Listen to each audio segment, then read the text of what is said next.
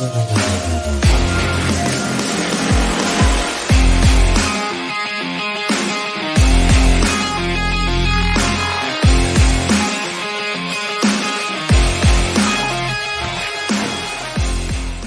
up, everybody, and welcome to a brand new episode of The Hot Mic. I am one of your co-hosts, the Outlaw John Rocha, joined as always by the gentleman who he's the man with the plan. He's the Sneider himself. Jeff Sneider, how are you? I'm good, Johnny boy. Let's get some fucking light on me. Let's shine a little light on a superstar. A little light. I like it. I had to reboot a bunch of stuff on the computer, so you all can tell me if I sound good or not, if you can hear me through the mic good, or if I sound like I'm using the computer mic. Let me know. We can pop back out and pop back in. But yes, we are ready. Can you tell? Okay, well, anybody who much more avid listeners there can tell me. We have so much to talk about on this show today, Jeff. So much has been happening in the world of film and entertainment. We got all this stuff going on. General, John. Yeah, in the world in general, right? I was just going to say, we'd be remiss not to at least mention what is going on in Israel and Hamas. I mean, Jeff, you are Jewish. I have many Jewish co-hosts, many Jewish friends, and certainly this is a tough time right now. For any of you who are watching right now, Jewish or Palestinian, it is a tough time right now with everything that's going on there. So, Jeff, any comments you want to make before we start, or do you want to kind of just leave this be? What are your thoughts? I mean, it's just sickening to see what's happening in the world today and the justifications for it. I mean, it's, I don't get into that stuff on my social media. It's just not, it's not really what I do or why people follow me. But obviously, I've been sick to my stomach and very concerned about all my Jewish friends. And obviously this is tough on them, and just stay safe out there, everybody. We're living through crazy times. Certainly a very tough situation. And of course, obviously just sending all our thoughts out to everybody who's affected by this and could be potentially affected by this, no matter what side of the spectrum you are. We are absolutely thinking of you. And but we're here to talk about entertainment and maybe take your mind off this stuff and maybe make you laugh a little bit, maybe give you some food for thought, and have some fun discussing all the stuff going on in the world of Marvel, in the world of DC. We've got some Emanuel news. We've got some trailers news. We've got some SAG AFTRA AMPTP update stuff going on. There's a lot we got to jump into here. Some movie news as well, and possibly some rumors we might be dropping during the show, depending on if we're ready to drop them or not. You'll see as we go along. But remember, 500 listeners. I need 500 live listeners to get that rumor that you and I discussed before the show. Oh, okay. 500 listeners. 500 listeners. Once we're there, 500, and then the alarm will go off and we'll drop it. But that's not the one that'll break the internet. That one is I'm holding for next week's show, guys. And I got the whole thing. But I got it 5 minutes ago. You got to give the studio a little bit more time to respond. Yes. So we're going to do that because I value my relationships with studios. Unlike some things you may have with me.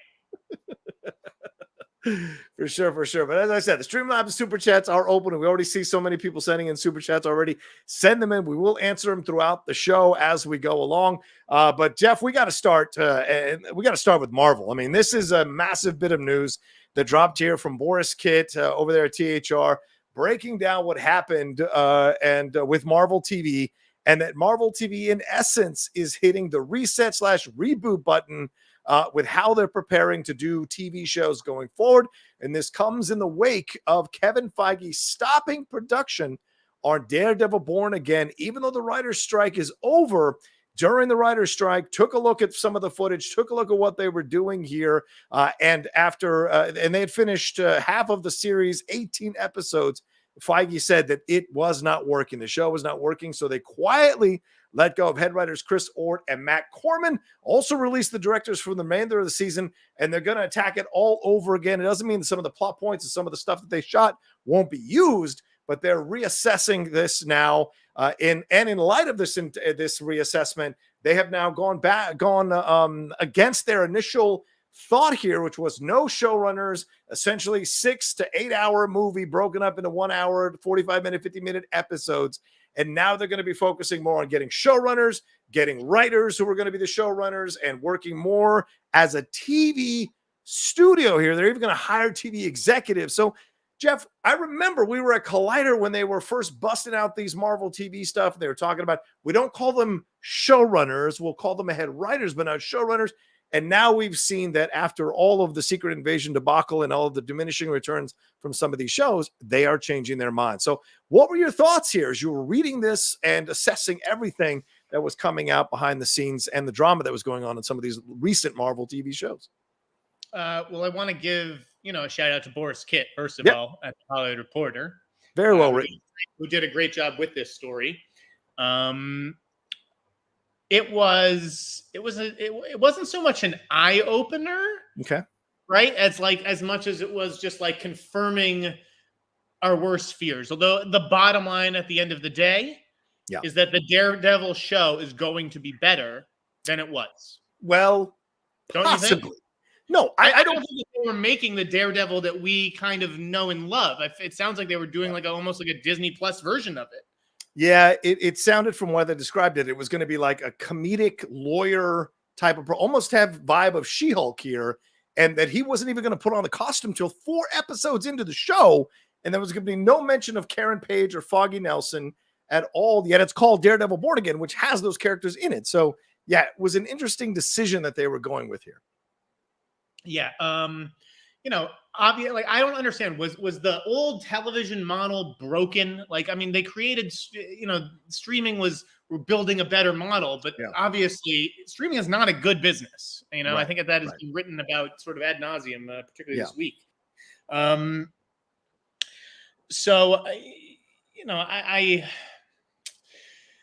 I trust. I think that Kevin needs to, delegate more, right? I've told you for months or a year at least, this guy is spread thin. Yeah. They need to trust writers and let writers do what writers do, and let showrunners do what showrunners do. Like a film executive should not be calling the shots on a television show. That doesn't make sense. They're two completely different things.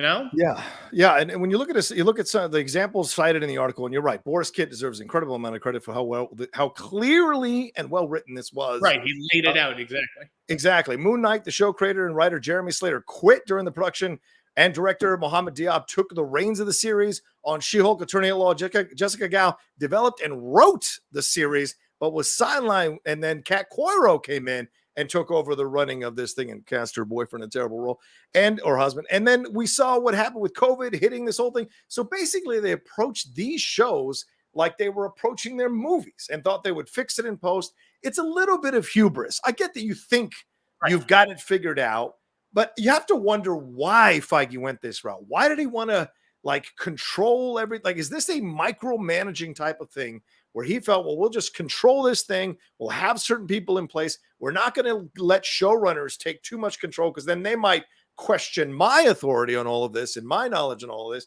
What do you think was behind going this route first and now making the change? Because these are still some of the most heavily watched shows on television, irregardless of quality. So wait, the question was exactly what? Why do you think they went this route initially? Do you think it's hubris, or do you think they thought they could reinvent the wheel and now realize they couldn't? Everything that we do, it turns to gold, and we've got it figured out. But it's no, each television show, each story has its own needs and demand. You can't just go about doing everything the same way. And that's how you just get homogenous content, essentially, which is sort of what the MCU has become. Secret Invasion, if you had told me when that first started coming together, Jeff, you're going to watch one episode of this show and never watch it again, I'd be like, you're crazy. Look at the cast that they've assembled. This actually sounds interesting. I never finished Secret Invasion. I think that there's a lot of people who are just sampling these shows for an episode or two and then realizing I don't need to see this. And I think that they need to either do a better job of making it more cohesive or just blow it up. Why are we still because it takes more and more investment for someone to buy in, into the MCU. With each passing year, it's okay, now you need to watch 28 projects. Well, now you need to watch 32 projects. Right. Here I have. Let me dig up my notes here. I have some stuff because I'm just blabbering. Well, let me. While you dig up your notes, let me lay out what they say they're going to do going forward. They plan on having full-time TV executives, rather than having executives who straddle between film and television as they had in the past. They're going to revamp their developmental process, including showrunners who will write pilots and show Bibles. The days of Marvel shooting an entire series from She-Hulk to Secret Invasion, then looking at what's working and what's not, are done. They plan on leaning into the idea of multi-season serialized television, stepping away from the limited series format. They want these shows to run. Everybody's moving away. Everybody's moving away from limited series. That includes HBO. It's not just like the superhero shows, right?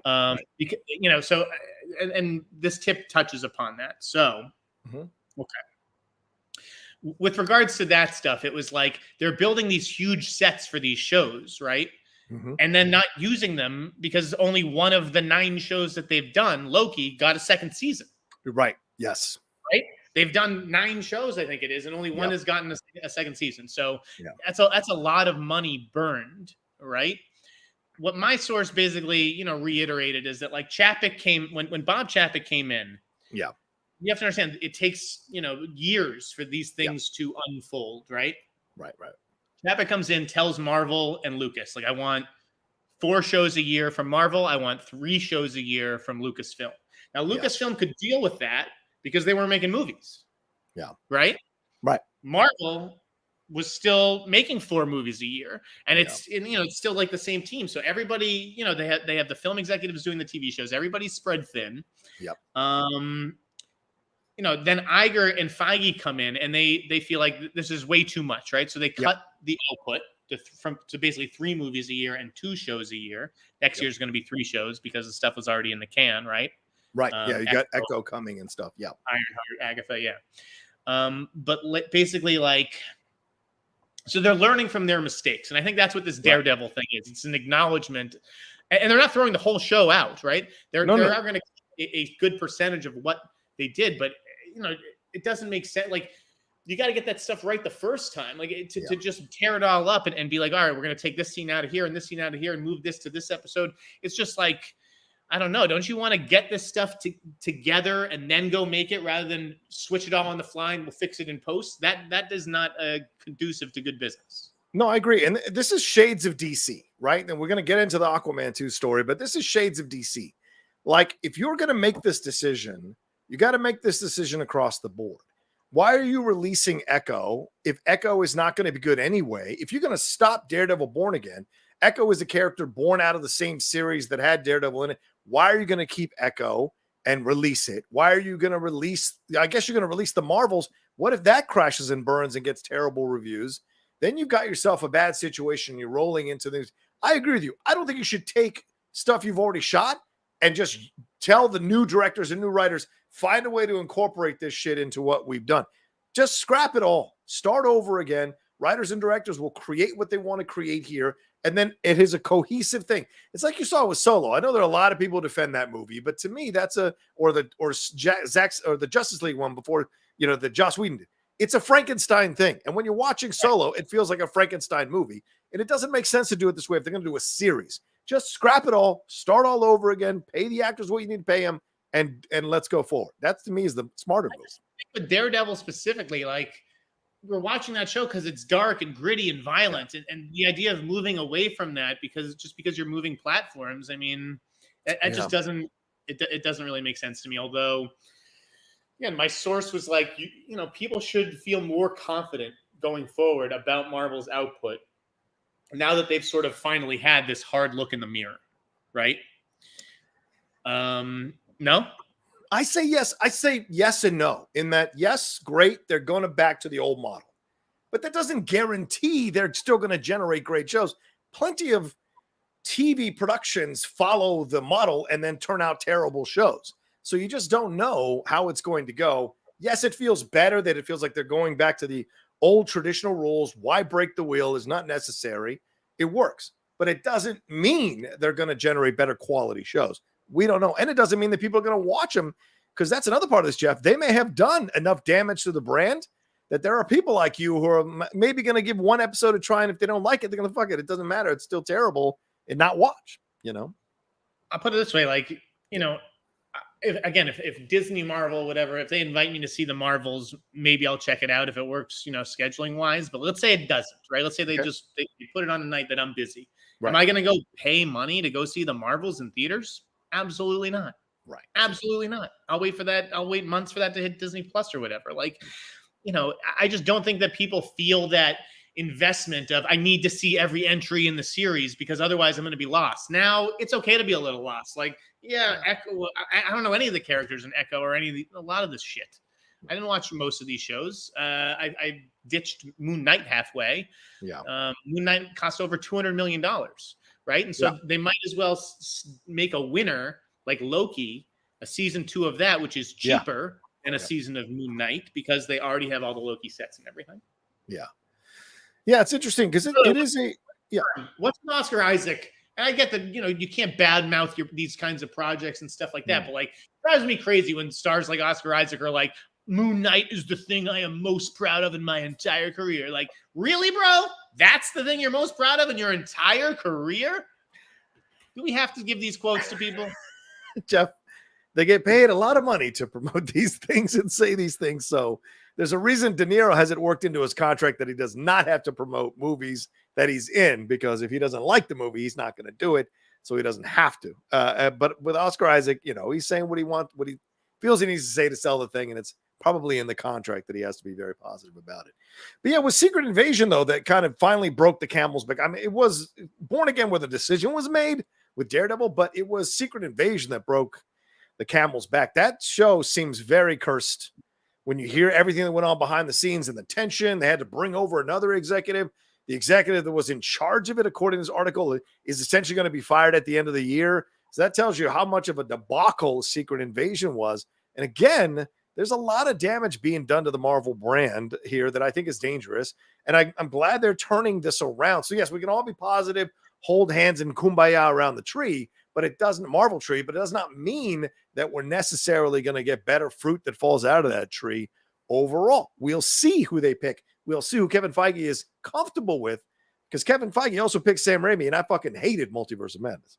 Well, I couldn't stand it either. It was terrible. Yeah. But it's like, what are people excited for at Marvel? What are the two properties? I think Loki right now was a really big deal for people. Loki right now, this film, the season 2, I think people are excited about Loki. And I think obviously Avengers, or where we're going to with Avengers, people are excited about. Spider-Man, when Tom Holland comes back. Huh? Nope, you failed the quiz. You failed the quiz.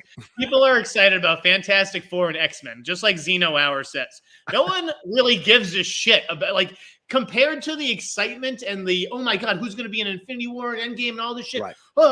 No one fucking cares about Kang Dynasty and the Secret Wars. What the fuck? This shit needs to end sooner rather than later. I don't even know if they should do 2 movies. They should just make one last Avengers movie, get everybody back for it, and fucking end this whole thing and start fresh with X-Men and Fantastic Four. It doesn't need to be an interconnected universe with the, like, stars from 15 years ago or 10 years ago. I don't need to keep seeing Doctor Strange and Ant-Man. It's done. I disagree with you, and which is probably why I failed the quiz, because I'm not necessarily looking forward to X-Men and Fantastic Four right now because of how unstable Marvel feels right now. I don't trust them to cast it correctly. I don't trust them to make a good movie. I don't trust them just yet anymore to deliver on the promise of Fantastic Four and X-Men, which are both, by the way, cursed properties. There are more terrible X-Men movies than there are good, and there are no good Fantastic Four movies. So it's a dangerous thing you're taking on as a 1-2 punch. I don't know necessarily that an unstable situation like Marvel is in now is going to produce 2 really damn good films that launch these 2 incredible team of superheroes out for people to enjoy. And people's expectations are going to be super fucking high, dude. I just think fans are ready for new. Okay. Yeah. They want, and I get that, new is a loose term in superhero universe, right? X-Men, Fantastic Four, Blade. These aren't new, but they are new, right? Yeah. Avengers, Secret War, and Kang Dynasty, these are not new. Yeah. Doctor Strange 3, Black Panther, Shang-Chi 2, just fucking no. Enough. I would just turn the page. anyways, should we move on you to would the stop everything. You would stop everything and just like, launch yeah, like a whole new that- MCU. Yes, I'm like, yes. Wow. Okay. Fair enough. All right. So let's see here. What else is there anything else in that article that you want to hint on? No, yeah, they've got Echo, they've got Wonder Man coming. So we'll see what happens. And Jeff has a little more faith than I do. Those are different kinds of shows, right? So they're experimenting, they're trying something a little different with some of these, but and even like obviously the release strategy with Echo too. And I think that this is the time for experimentation, and let's see what works, because the stakes aren't as high because these characters are like, what? Echo, Wonder Man? Yeah. Fair point. They're not that well known. True. Very not going to get an argument from me on that one. Let's hit some of these super chats, Jeff. We had a few of them roll through here. So let's hit them before we move on to the next story here real quick. And make sure we get to them here. I'm dying, you idiot, Sinclair. Hey there. This Sunday, in honor of their centennial, Disney is holding a royal anniversary ball on their Burbank lot for members of the D23 Club. I have a friend who is going to the fan event. He had been thinking of potentially pursuing a career in voice acting, though he isn't ready to commit. If he attends the Disney event, would he be scabbing? No. What? No. And listen, no one's going to give a fuck. I'm saying, listen, let me be honest with you. Unless you make a big deal out of it, no one is going to care that you're showing up at these things, because this town runs on networking, runs on who you meet, and especially if you're starting out. Okay, no one's at WGA or SAG going like, who was at that event? Let me find out who was at that. We're never going to let them. No, don't be ridiculous. Go to the fan event, have a good time, and send out a good thought that this strike will be settled very, very soon, as opposed to months down the road, which seems to be hinting at. I know. Jeff, I anything? hope things resolved sooner than later. I would think that they would. Again, I thought that there was going to be a deal 2 or 3 weeks after the WGA deal, and we're basically coming up on that now. So, I thought that there would basically be a deal by tomorrow. I just fear that if they don't get it done by the end of the month, like by the time November comes, like shit, it's the holidays already. Although maybe the studio's thinking is, okay, we just got the writers back. Now the writers need some time to write some shit, and we can just bring the actors back in January. We can save money until January, and then on January we can figure this all out. Yeah, right, and start keeping the shows in January, so that by February, for sweeps, or I don't even know what the fuck sweeps are anymore, but you can at least get a 13 episode season or half season, right? February 1990s Jeff Sneider over here. November sweeps. I don't fucking know. Are there just smart sweeps even a thing anymore? It's true. And one last thing to this person: if they're potentially thinking about it, then they're not committed. So because they're not committed, they can't be held to any standard there. Right. You got to go full all the way in. John will help you as a voice actor. He's very of course talented. I can. Absolutely. I've got a bunch of books I can help you with. Jay Bling says, Rocha, when you said you didn't know what I was talking about regarding the trampoline scene in the Thanksgiving trailer, it pertains to a peculiar kill scene in the Grindhouse. Thanks. Yeah, I watched it. It was horrific. So yeah. Okay. Cool stuff. I'm still not going to go see it. It's Eli Roth. Poisonous Plant 15 says, Jeff, have you heard anything about Max Barbacow's new film, Brothers? It was supposed to release this year and stars Josh Brolin, Peter Dinklage, Brendan Fraser, and Glenn Close. I haven't heard anything. I mean, that script's it seems like that thing has been around for a while. I mean, it sounds funny, the idea of Brolin and Dinklage together, but I think it's probably...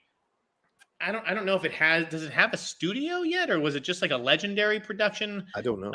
I don't know, but that feels like something that it's like, let's just wait until 2024 when the product sort of thins out, right? Because of the strike, and they that could maybe make a bit of a bigger splash. I know Max Barbacow did Palm Springs, right? Yeah, I love that film. I liked Palm Springs overall. I'm not a huge time travel guy, but I am certainly interested in this one. Okay. All right. Fair point. All right. Let's take that down. Joel Davis says, my question is, did the Star Wars Disney Plus series follow the Marvel model of making their shows, or did they do their own thing different from Marvel?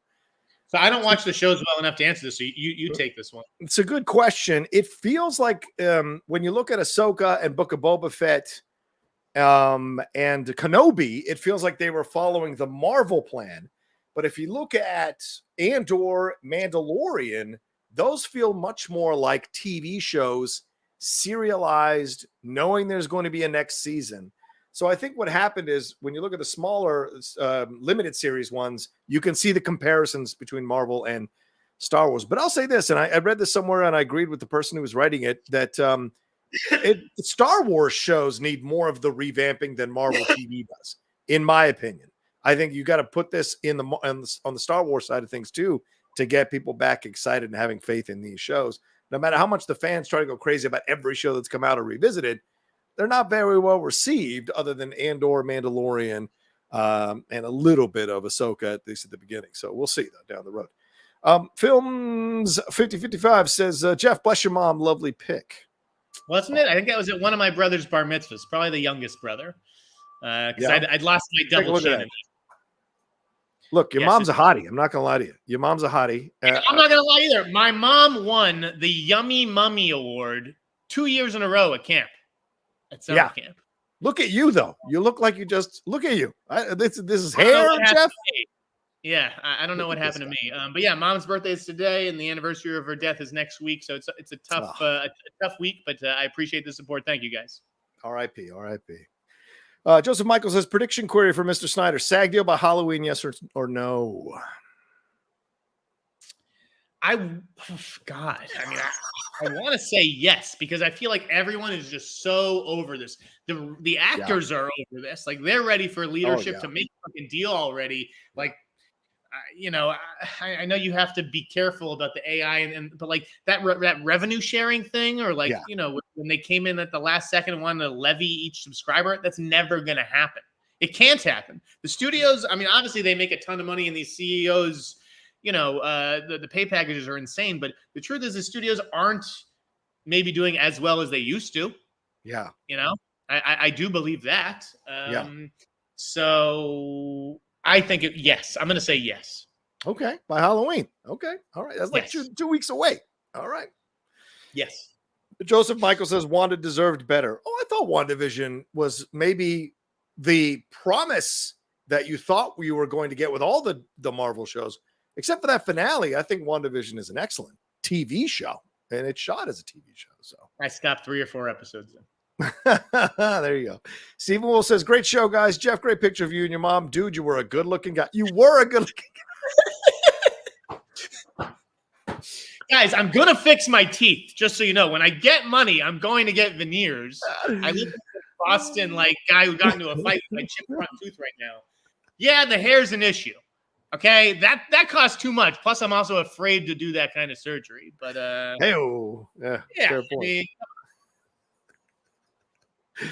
We can't be as beautiful as John Rocha. Please, I'll take your weight, and you can take my hair. Travis Earl says Seinfeld already had a great reunion episode in season 7 of Kerr. Could a subpar return tarnish the brand? Plus, I think the badness of the finale is overblown. All right, so that's on our list of things to talk about, Jeff. This came across in a conversation. Jerry Seinfeld was on stage somewhere and was talking about the finale. And he said that he's heard the argument, he's heard the anger from people, and he understands that the finale wasn't that great. And he himself agrees the finale wasn't that great. But he also hinted at that they might be working on something down the road here that's going to be connected to that finale or fix the finale. And that has sent tongues wagging everywhere that a new Seinfeld might be on the horizon.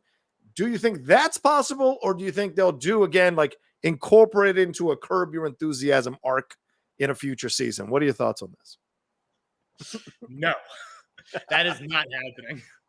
I think that they're probably alluding to some sort of Super Bowl commercial. Oh, yeah. I didn't even think about that. That is actually an excellent. I mean, now is the time that you would go about doing a Super Bowl commercial. I don't know what brand wants Michael Richards there. I mean, hasn't it been long enough? I mean, like he certainly lost his mind. I think so, but do I know that there will be people out there who trot that clip out and be like, how could this brand be associated with this guy? Yes, that's inevitable. Right. And I think he has to live with that. And I think that, the rest of his Seinfeld co-stars are prepared to take any shit that comes with that because they're all such close friends. But do I see that series coming back? No. He said many times he doesn't want to bring the show back. It would just be weird if he did. I I do think, yeah, go ahead. No, I haven't heard the greatest things about his comedy tour. I've heard it's like, kind of a little lazy for the price, just kind of tossing out half-assed observations or whatever. Plus, he has that Unfrosted movie coming out next year, the Pop-Tart movie on Netflix. So, he still has to like finish that, and then he's going to have to do press. This is all, I think, just to drum up, some excitement in the tour and in that movie or whatever. I don't actually see that show coming back into production with like him and Larry writing new episodes. That's fair. That's fair. Nancy Mallory says, what are your thoughts on Best Buy exiting the physical media business in 2024? Jeff, did you see this? I mean, it probably makes sense. I don't know who is still going and buying, DVDs and Blu-rays outside of like, hardcore collectors. Yeah. I think that a lot of people who value physical media are honestly being sent a lot of physical media by physical media distributors. I just don't know who has the money these days to go out and spend $20 or $30 on a Blu-ray. For a movie that they've seen a bunch and is streaming, for free on one of the streaming services that they have. So I think it's probably the right call by Best Buy that not that it takes up a ton of space in the store, but, if they can sell also higher priced products, in that space. Right. Yeah. I mean, why are you wasting it selling $30 products? They're a business and they've seen the supply and demand, and the demand has gone down. So why should they spend money on the supply? It doesn't make sense. Plus, people buy it off of Amazon for dollars cheaper if they're going to get it than they would at the Best Buy store. So there's a lot of that as well that goes on. I rarely buy anything at Best Buy other than video games. I usually buy them online on Amazon. If I'm going to buy a movie or the Criterion stuff, which I buy is 50% off, I wait for the sales. But like Jeff said, I don't buy like I used to. Like I used to buy stacks and stacks of Blu-rays, and then you wake up one day and you're like, I'm never going to watch. No, I still have Blu-rays. unopened DVDs and Blu-rays that I haven't even touched. Listen, it's not that I don't appreciate it. I like having the copy because you're right. A lot of the stuff does disappear. Yep. I'm looking right now at 4 big black Trapper Keeper, things of just DVDs because I don't have the space for all the spines. Basically, I just put them in, cases or whatever. But that stuff's going the way of the dodo. Yeah, it just is. And when someone said, I buy them for like the director's commentaries, it's like the thing about that is if a director does, first of all, they do a zillion interviews these days. Anything that they say about, is normally comes out in an interview. If it doesn't, and it's just on the commentary, one of these sites is going to, watch the commentary and write it up. And, like, do you really need to buy it yourself if you can just read an article about what the guy said? Or one of the things we do on the Cinephiles is we watch the commentary and we comment on the commentary when it's corresponding to a certain scene, if it's important for the overall story that we're telling or our point of view about the movie when we're covering it. So yeah, there's a lot of places you can get the commentary or get the idea of what the commentary is about in it. Something that Ben Affleck making fun of Michael Bay commentary on Armageddon is out there on YouTube for people to watch. So the good ones usually show up when they're good clips of commentary. All right, let's take a break. We're at 30 minutes, and we'll be right back right after this. Aquaman. With Aquaman, yes.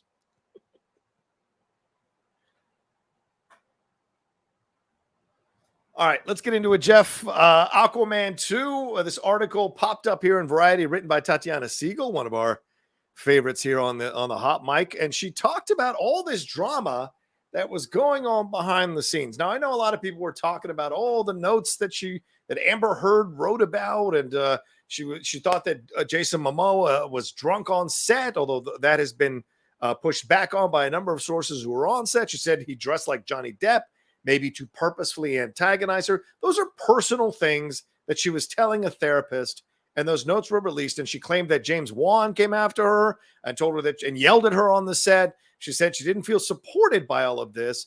But the big thing that I think we should talk about is, and Jeff, please feel free to talk about what you want, but is the fact that she's claiming that 2 of her scenes were cut and that they originally did want to fire her after the first Aquaman, but Elon Musk's people, who was her boyfriend at the time, for God knows why, threatened to bring his lawyers to essentially burn Warner Brothers down to the ground if they cut her from the movie. And the other aspect of this is finding out that James Gunn and Peter Safran do not have the autonomous control that Kevin Feige has over at Marvel. Now, Max is more involved with all of this. And so there's more of a team with Sarah Aubrey and Casey Bloys involved in deciding what goes where and why. So what are your thoughts on this article here that also confirmed that Gal Gadot and Ezra Miller are apparently out, and Momoa is out as well as Aquaman once this turn happens? Poor Ray Fisher didn't even get mentioned. Did he? That's true. It definitely focused on the other four. The Elon stuff, that's a great bit, right? That's a great little news nugget that Tatiana, broke out. But I mean, again, why was she going to be removed, though? Tell me. Yeah. I mean, I assume it's Johnny Depp, the article's right? saying the chemistry issues, but I think it. Chemistry issues. I mean, that's such bullshit. The movie made $1 billion, right? And they tested her. They tested her with Momoa to see if they had chemistry. Yeah. Right. And now listen, I agree. I don't think that they really had chemistry in the movie, but the results of the box office would say otherwise. And so if you're Amber, unless it's like, and I know it wouldn't be the first DC movie to replace a female lead. I mean, look at, Dark Knight, right? Yeah. Right. With Rachel Dawes. Yeah. Right. Maybe that's just like not the right fit, but, and maybe Amber Heard's not the right fit, but I agree. If it's like, if you think you're just getting the boot because of the Johnny Depp stuff and all that drama, it's like, that's not right. Like, let's let that play out and it shouldn't affect my job. And so if she felt like, okay, I got no leverage here, I'm going to go to Elon and have him take care of it. Like, I would do that, like for someone I loved. And I don't think it's like dirty pool to ask him to do that if that's in fact what she did. Now, a couple of things on this. Sure. So, reached out to Golden Source. Okay. I think that they, iterated that Momoa was not drunk on the set. Yeah. I think it's like, I think that the article sort of spelled out like, okay, guy likes to have a drink maybe after work, but he's not like shooting the movie while drunk. Right. And nor do I think he's purposely dressing like Johnny Depp. No, he's like, who would do that? Like, who's putting on the clothes being like, I was going to wear that today, but I really want to fuck with Amber Heard, so I'm going to dress like a pirate. Like, that's just how he dresses, right? He's not an evil dude. Yeah. So he dresses like, I think it was the word bohemian, maybe, that they used. Bohemian. Yeah. I do think that Amber Heard was reminded of Johnny Depp by the that's totally fair. Way that Momoa dresses or behaved or whatever. Right. I think it's gross that the Johnny Depp's fans or whatever could somehow pay to get her therapist notes. Yep. Privately. That's part of discovery. Yeah. I mean, it's part of discovering like a legal trial, but does that stuff need to be like, I just like, exactly. What happened to patient client, that privilege? Yeah. Right, I don't condone it. I don't condone it, but it is apparently legal for them to have asked for these documents, and that it eventually they got their hands on it. They were allowed, and they paid the court fees for the release of these documents and what have you, because I guess they're public, because she allowed them to be used in the trial. Maybe she gave up client therapist privilege. I don't know the ins and outs of that, but apparently they can legally get them. Yeah. So Amber Heard had 2 scenes cut. Yes. She fought Black Manta, and then another scene with those are the only 2 scenes cut? Yes. No. Well, I maybe of her. But you're asking me if I was. No, I don't think there. I think there was a lot cut. Yeah, for sure. Exactly. I'm told there were like 20 scenes cut. 20 scenes basically cut from Aquaman 2, and 2 of them featured her. She's not even in the movie that much, from what I understand. No surprise from that trailer; she's barely in it. Yeah, right. But the big thing about this, and it's sort of Variety sort of played it up like it was new news or whatever. It's not. It's something that Borys broke a year ago, and it is true. Yeah, Jason Momoa is Lobo. Done and done. Done. Jason Momoa has been cast as Lobo, and that will be officially announced most likely, I would say, around February. Once the strike is over. No. It has nothing to do with the strike. It has to do with Aquaman. So Aquaman's got to do theaters. Oh, I see. Then it'll be on Max, probably 2 to 3. I don't even know what the window is or whatever. But I feel like after it's on Max and is played for a week or 2 on Max or whatever, I think in February, maybe March at the latest, you're going to get an announcement about Momoa as Lobo, particularly if he is part of the Superman cast. Yeah. And I know that's what Variety said. It's like they're looking at him to either have a role in that or for a standalone movie. Either way, he's Lobo. Right. Well, Gadot is out. Who should direct? Who should direct Lobo? Who would you have direct Lobo? Ooh. Anybody come to mind? Stahelski? Could be interesting. I mean, because of he's got that kind of sarcastic but action kind of mentality. I think it could work with Lobo. Was Rodriguez ever directing Lobo? Is that like an old? Cut it out. No, I don't want him anywhere. Look, I love Robert Rodriguez as a Latino. I have to respect and honor what he's done, but he is. Come on, the law of diminishing returns outside of the Spy Kids universe should tell you, obviously, that I don't think he should be handed a film like this, to be honest with you. Michael Bay would be cool, Bravo. Michael Bay. That would be insane. Guy Ritchie. Jamie Williams, my buddy, had an interesting outside the box idea. And he said, well, why not Elizabeth Banks? No. Coming off of Cocaine Bear, which did well. Oh. Okay. Sometimes Jamie's too much of a nerd for his own good. You've got to understand, and he comments on my Twitter sometimes. I know he's got a beautiful mind. You got to understand, like you want something that has this vibe of Lobo. So you want someone who understands how to be this sarcastic. I mean, he's essentially kind of like Deadpool, but with more balls on him and more muscles on him. So you want someone who's really going to bring that out. That's a possibility. Go get Tim Miller. Go get Tim Miller to come in here and do Lobo. I'd be down for that because Deadpool 2 was nowhere near as good as Deadpool 1. And so Tim Miller did that one. I like Terminator Dark Fate. I think he's a damn good director. Lobo has a sense of humor, right? Yes. He's a sarcastic sense of humor. He's essentially a space biker dude who takes no shit off anybody. I mean, Peacemaker is kind of in the realm of what you'd see in a Lobo movie. So, yeah, I just don't think Elizabeth Banks would necessarily be the choice. What about you? I think that would be, far-fetched and outside the box. But I also think that just like, naturally our heads maybe go to these male action directors for these movies. And okay, if we did have to mix it up and do a female director, and it's not going to be Patty Jenkins, obviously. It's not going to be Catherine Bigelow, who has stayed away from superhero movies for her entire career. Well, who are we talking then? Is it going to be Greta Gerwig? Not for Lobo, maybe for something else. No, Liz Banks, I think she could do a decent job, but I agree that she would not be the obvious choice. Right. Yeah, it's a shame. But a lot of people are quietly saying it would be a great way to welcome Zack Snyder back to the DC universe to have him direct Lobo. No, enough with that. Stop, please. Ooh, Olivia Wilde? Now you might have my attention. I think she's a damn good director. I do.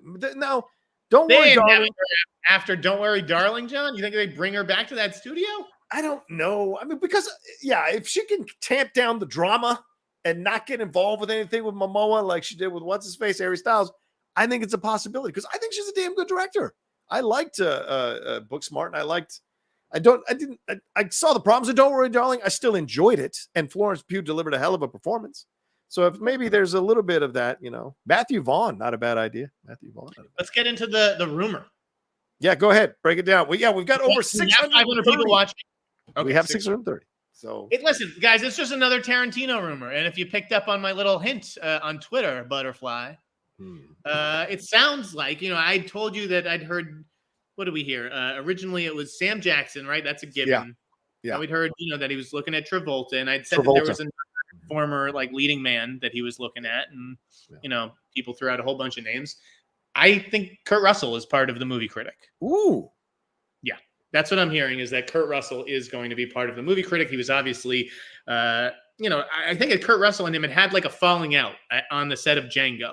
Okay. I think that, Tarantino may have been a little under the influence during the making of that movie, and it went a little over schedule, and it was just maybe not the smoothest of shoots. right? There were people who dropped in and out of Django. I think Kevin Costner was supposed to be part of it at one point. And there were scheduling issues, things like that. But anyways, I'd heard that they had a falling out, but then they made up, right? And you know, Kurt was a part of. I mean, he was the lead in Hateful Eight. He's in Once Upon a Time in Hollywood, right? Does he have a role? Yes, he plays a stuntman. Yeah. So I don't think that Quentin would make this last movie without him, and I don't think that he would. You know, if Quentin asked him to be a part of it, he's going to do it. Now, the catch here is like, could Kurt Russell be part of the Superman legacy cast as well? Ooh, either as Pa Kent or as Jor-El. I think that's a distinct possibility. I think that they may, in fact, shoot at the same time. You know, just Kurt Russell. I'm sure the Superman movie may end up being more money, but it's like, is Kurt Russell really not going to do Tarantino's movie if he was actually offered a role in Superman? Which I don't know. I'm not saying that he's been offered a role in Superman. I'm saying, you know, I think he would be a good fit for either of those two paternal roles. Yeah. And obviously has the relationship with James Gunn from Guardians. Yes. Right? But maybe James Gunn feels like, I've been there, done that. Either way, Kurt Russell, believe he's going to have a co-starring role in the movie Critic. Yeah, Kurt Russell, Death Proof, Kurt Russell, Hateful Eight, Kurt Russell, Once Upon a Time in Hollywood. Makes sense for them to be a part of this. Because, I mean, you know, Kurt Russell is a throwback to the man's man type of stuff in the 70s and 80s. So it makes sense to put him in the movie and have him be a part of it. Not obviously as the critic. Would be, maybe it'd be like a porn director. Maybe. I don't know. Yeah. But I suspect if he does get, you know, offers for both movies, he would go with a Tarantino over it. But I'm told they've, you know, like I already said, Tarantino, I believe, already sort of has his cast assembled for the most part. And so that when this strike ends, he can hit the ground running. And Kurt's going to be part of that. So can I give you something that's going to inflate your head a little bit? My source, who I have, you know, occasionally mentioned on the show, and you've most of the time said this passes your smell test. They have heard that people at Warner Brothers like your idea of casting Channing Tatum as Hal Jordan. That apparently that when you said it on the show, that gave them the possibility to consider that. So I'm not sure if that passes your smell test, but that's what my source. I may have, you know, a little bit of an ego or some hubris on me, but it's like, I don't think that anything that I say on this podcast actually affects anything. And I'd flattered if it does. But I think that that's just a no-brainer. Like, Channing's performed well for that studio, the Magic Mike movies and everything. I do think that he is looking at just who's doing television these days. Yeah. And Channing's very much a movie star, but I think it would be interesting to see him do a television show. So that kind of, I don't know if it passes my smell test, but I'm flattered if it's true. And I wouldn't be surprised if they were looking at him. Yeah. Yeah. Fair point. And they also told me that they know someone who might be up for Martian Manhunter, but they don't want to confirm yet. They're going to check with their DC sources. So I can't speak on that, but just say that that's floating around as a possibility as well in all of this. Jeff, where do you want to move on next? I picked the first two articles that we talk about. What do you want to move on to? Oh God, let's do that A24 one. Set it up while I tweet this out. All right, A24. Two things with A24. Let's talk about it. The first thing is they made an announcement, or this was written up in the wrap, that they are reportedly looking into taking on, quote, big IP projects and making, quote, more commercial films. A distribution executive told the wrap that everyone in the independent film space is aware that A24 needs to pivot to more commercial films alongside its art house slate. With a $2.5 billion valuation, it's pretty obvious that they need to expand into more commercial films. And they said another executive said the auteur business is a lousy, high-risk business that does not attract potential buyers. That's a big problem if you're looking to sell or seek additional investment. And you got to look at the fact that they lost money on Waves, The Green Knight, and Beau is Afraid. And although they did money on Everything Everywhere All at Once, it wasn't enough to balance these things out. So they went after the Halloween franchise to try to get the television rights to the Halloween horror franchise. And in the end, they didn't get it. Miramax ended up outbidding or getting it. I don't know if they outbid, but getting it over A24. and other studios. It probably helped that Miramax shares ownership of the Halloween film rights. So it's all kind of in-house in the Miramax in-house. And of course, they were having trouble getting success with Confess Fletch, and he's all that. They kicked CEO Bill Block to the curb. And maybe this is their announcement that they're moving forward in a more stronger way, an audacious way here from Miramax. So, Jeff, your thoughts on A24's decision to make this kind of sea change with their approach and also losing out on the rights of the Halloween TV franchise? I mean, had to happen. Obviously, A24 is a great brand, but the movies don't make a lot of money. Yeah. They've had some hits in there, of course, and then some Best Picture winners. I mean, they make good films for the most part. Sure. But yeah, then A Beau is Afraid comes along, and it's like, I could have told you that from day one. Like, who is spending $35 million on a 3-hour movie in which Ari Aster works out his mother problems? Like, it's pretty wild. Like, that movie would have had to have grossed like $70 or $75 million just to turn a profit. Right. So I think it was inevitable that they would have to, chase IP, and that they do want a sale. I think that is absolutely what they are gearing up towards. Yeah. Their financials, have just been way off. So like you said, whether it's an outright sale or a big investment, of cash, you gotta pay attention to the books more and the box office and what people actually want. So horror's always done well for them. There's no denying that. The Witch and Hereditary. Yes. I think they're still going to be in that business, but do they need to be making like dramas, like basically like Beau is Afraid? No. Yeah. And here's the deal. I mean, this is where you start to get the film nerds get upset or whatever. And the reality of the business has to come and smack them in the face. And that is that we can all love these auteur driven films that are really introspective and explore the human condition. But the truth is, most of those films, a lot of those films, 90% of those films don't make money. So if you're going to stay alive as a studio, Amazon or Prime Video did this a few years ago. Remember, Jeff, like 3 or 4 years ago, they got rid of whoever was in charge of their acquiring division, and they put new people in charge to go and make bigger films, bigger IP type films. And so this makes sense. Now, they're not saying they're walking away from making those kinds of films. They're just saying they're going to make maybe less those films and a little more of these other films so they can stay alive to make the auteur-driven films and what have you. Because, I mean, Talk to Me was a good film. I really enjoyed that as a horror. They just re-released Stop Making Sense. Dix the Musical is on the way. Priscilla, which is getting a lot of buzz, is coming up here in November. None of these are all losers. These are all losers. And the Nick Cage one, Dream Scenario. And then one we're going to talk about here in a little bit, the Iron Claw, the Von Erich wrestling movie. That's also A24 as well. But yes, you don't see a big box office hit in any of these. Okay, yeah, before we talk about that trailer, which was fantastic. Okay, so yeah, Halloween, I don't know what the bids were, whether Miramax actually offered more money than A24, but clearly they had that chip that makes the TV rights more valuable because they already had the film rights. And I do think that is obviously the end goal here, is a universe that spans film and television, just like Marvel and DC. Yeah. Now, can Haddonfield actually support such a universe? I don't know. I don't know what they have in mind. But Miramax has done some good stuff. I know they just lost Bill Block, but I do think that Halloween could very well work on the small screen, and particularly depending on the approach. Like, what if it's not Michael Myers? What if it's more of like a Halloween 3 type of situation? Oh, yeah. That's a good point. Sure. I mean, it would have been interesting to see it at A24, if only because then you could have maybe done something with Michael versus Jason, because A24 also has the Camp Crystal Lake project that I think that they're doing for Peacock. But I also understand, why muck up both those series? Like, they've already done Freddy versus Jason. Do we really need, Michael versus Jason? I mean, it's just a fun idea as a slasher fan. But that should have been a series. I don't know why they didn't make another one.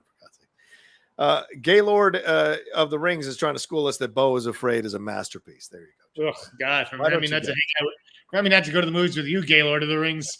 Whose idea of a good time is that? Someone who wants to torture themselves, I think. Miserable movie. Miserable.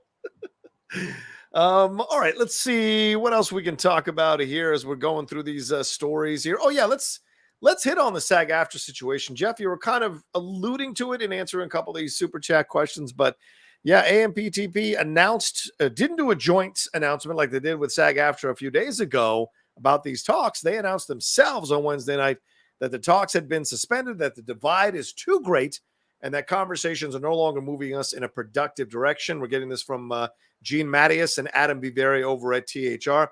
And they're speculating that it is not clear how long it will take to resume, but insiders are privately predicting that it could be weeks or even months before this is resolved.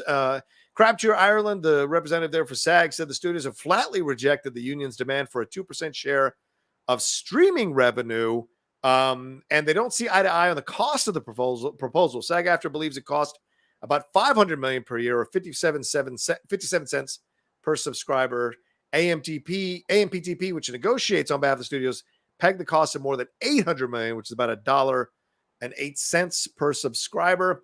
Ted Sarandos released a statement as well talking about this, saying that the levy is ridiculous. It's a bridge too far this deep into the negotiation. And Donald Langley said that they were going to keep coming at this until they worked it out. And then 2 hours later, they walked away from the table. So what do you think? Which is like the concerning part is like, are you guys on the same page? Like to have Donna put herself out on a limb, God bless you. You guys know I love Donna Langley.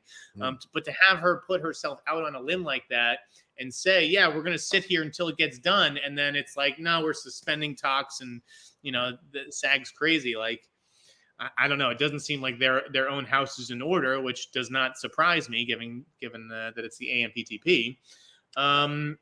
The revenue streaming stuff or sharing stuff is never going to happen. Like, it's just like a non-starter with Wall Street. I understand that sports leagues share revenue, right, with the players. They share within the teams. Yeah. What's the difference, John? It's a way smaller amount of teams and a bigger piece of the pie, for God's sakes, in terms of the amount of money. And it's guaranteed money. It's guaranteed money. It's that sports leagues are not publicly traded like movie studios. True. That's the difference. I just think that, again, the membership, whether maybe it's not the vocal minority that's on Twitter that's just like, we're going to fucking go until we get everything we want. Trust me, people are ready for this shit to be over. And that's why the studios were so shocked yesterday, where they're like, don't you guys want to like get back to work? Like, yeah, you're going to have to give on some stuff. I mean, and then when they didn't get the revenue sharing, they basically went and asked for higher financials than the WGA and DGA got, even though they basically got the same thing. Studios are focused right now on saving their summer slates and restarting the broadcast season in January or early February or whatever. Right. So I'd be, again, surprised if they let this drag out through the end of the year. Yeah. I think it's in everyone's best interest to get this entire town back to work. I agree. But that being said, I mean, 2% of their revenue is fucking pocket change, man. It is nothing. And to me, what I saw as a SAG actor, what I saw is the studios trying to offset the losses that they gave to the DGA and WGA by taking it out of the money that could potentially go to the SAG actors. And that, to me, is where I think is the best. And plus, there's more SAG actors that will get paid versus the writers and the directors. One director, two writers. There's 50 actors in a project. So that's the kind. So they're the things they have to worry about are of bigger numbers and affects more people in their guild than it does does WGA or DGA. So, and they're not giving in on the AI stuff. If you read about what they don't want to concede almost anything on the AI stuff, and that is massive. And somebody already put up how Disney used AI people in the audience of a kids film they released on Disney Plus, and that is horrific to watch. So, what's crazy is they can use that audience in everything that they do. Yes. Every single Disney thing they could have that terrible exact video same background audience in it. So I understand what the danger is of that, and that's where SAG may have to be like, all right, forget the revenue sharing, all that stuff and that ass. Right. Let's just tidy up the AI, and then it's done, right? If that's what we're still talking about, revenue sharing and AI, all right, we give up the revenue sharing. Let's take care of AI. Yeah, I don't think it's going to happen. I think SAG wants to get a piece of the revenue sharing, and they want to figure the AI. And just to add one more thing to this AI, Jeff, and I don't know if you saw this, but today, United States Senators, Chris Coons, Marsha Blackburn, Amy Klobuchar, and Tom Tillis all announced a, quote, No Fakes Act, which is a proposed bill creating new and urgently needed protections for voice and likeness in the age of generative artificial intelligence. The proposal offers historic federal intellectual property protection against the misappropriation of voice and likeness performance and sound recordings and audio-visual works, and it prohibits the unauthorized use of digital replicas without the informed consent of the individuals being replicated. So if this gets passed and put into law, the studios now are hamstrung that they cannot do this AI shit that they've been doing with their initial attempts at trying to put it in motion. So it would kind of kneecap them on this particular issue, don't you think? I mean, listen, yes. Listen, I don't know what the fuck's going to happen. You know? Because it's more than just the movies. I mean, obviously, we should protect background actors and extras, and they're just as important, as anybody else on a film set. Yeah. You know, but it's like, are we really going to hold up the whole industry for to protect these people? You know, like I don't know about that. Oh, Jeff. It's because it's not your union. That's why you go to the movies to see stars. It's like, I know you can't just have the stars standing in an empty room and there's no background players behind them. That's right. That doesn't sell the illusion, but you've got to respect it. Come on, Jeff. Come on. All right, let's take a quick break. And on the other side, we're going to answer some of your Streamlabs and Super Chats. I know some of you were asking about your Streamlabs. They're going to be answered here on the other side of this break. We'll be right back right after this.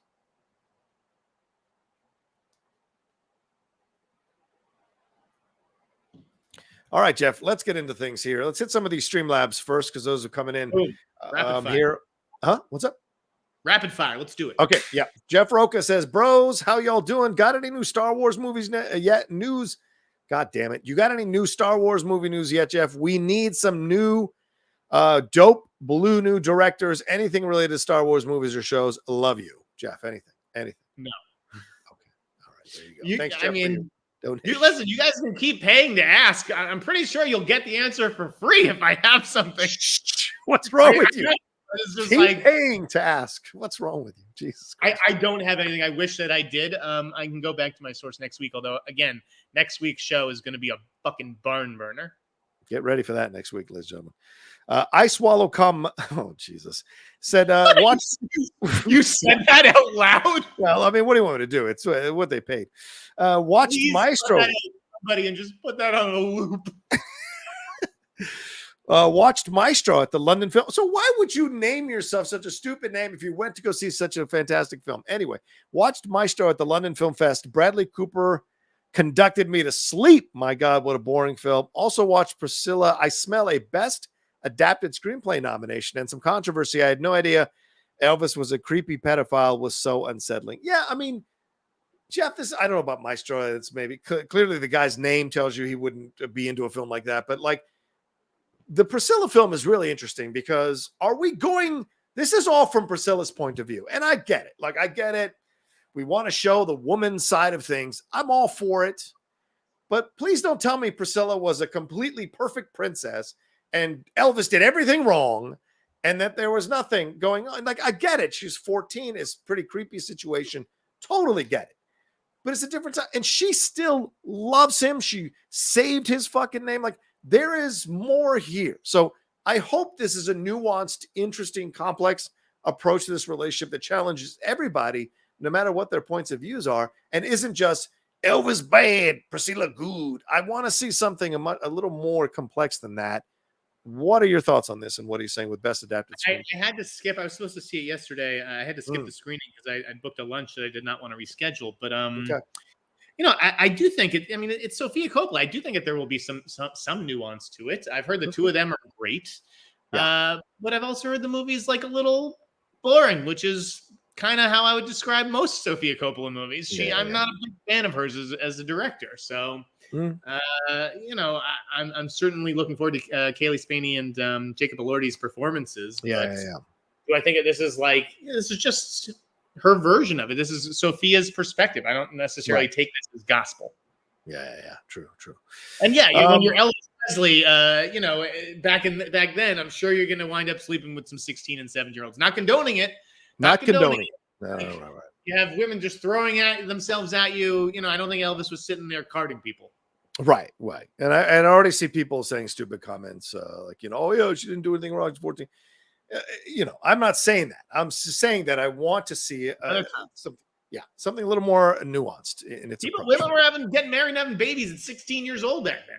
That was happening. I mean, don't go back to the 1800s. You're really going to be fucking shocked. Nathan Drake 22 says, shout out to two of my favorite Schmodown competitors. Favorite moments or matches. And Jane Fonda says hi. Oh my God, Jesus Christ. That feels like a long time ago, man. It really feels like another life. That fucking whole league feels like another life. Jeff, your favorite moments or matches that don't involve beating me? Other than every time I beat you, I would say one of my favorite moments though is like it was like right before you were about to do like some big title match, right? And I came in to like wish you luck or whatever, and you're like fucking get the hell out of here! Like, I don't want to fucking look at you right now. This guy was fucking in the zone, Rocha.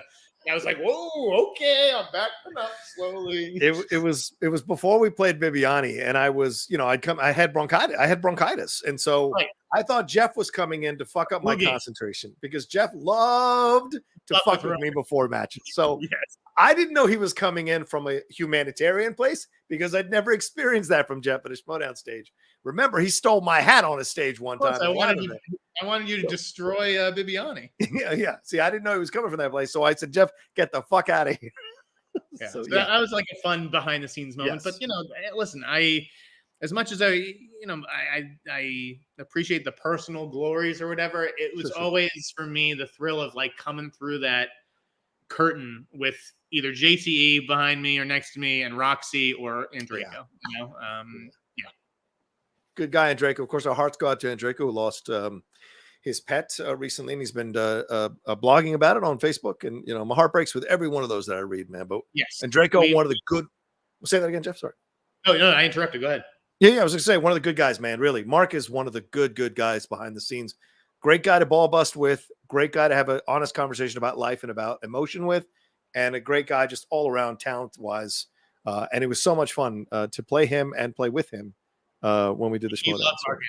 We love Mark. Yeah, absolutely. We're big fans of Mark Andreyko. You guys already know my favorite moments. I don't need to go on about them. Mike McKenzie said, just saw the Iron Claw trailer and it's now on my Oscar radar. Do you guys have any Oscar hopes for this film? All right, let's talk about it, Jeff. The Iron Claw here.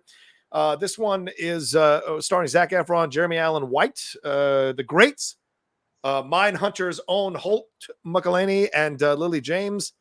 And apparently MJF, who is a pro wrestler in AEW, will be making an appearance in the film as well. But this one's from A24, and Jeff, this one's from the director of Martha Marcy May Marlene, and it looks awesome. As a pro wrestling fan, as a fan of great, nuanced, interesting films, small independent kind of films, this looks like it checks all my boxes. What were your thoughts watching this? I thought it looked fantastic. I have two brothers. We all beat the shit out of each other. And I just love that message that combined, we're unstoppable. The three of us felt like we could take on the world. Everybody looks like they got absolutely jacked. I mean, Efron looks, oh my God, huge. He looks gigantic in this. As far as awards go, I mean, I got to wait to see the movie, or at least wait for other people to see the movie, because there hasn't really been a whole lot of like behind the scenes buzz. Yeah. What I would say is, I don't know if they're going to play the game where it's like Zac Efron's the real lead of this, and so let's campaign Jeremy Allen White for a supporting nod. That is very possible, and so is Holt McCallany. And if I was just going off the trailer, I would actually say Holt looks like he has a legitimate shot at a supporting. And that's a guy who's like, he's got a narrative. He's like a character actor who paid his dues.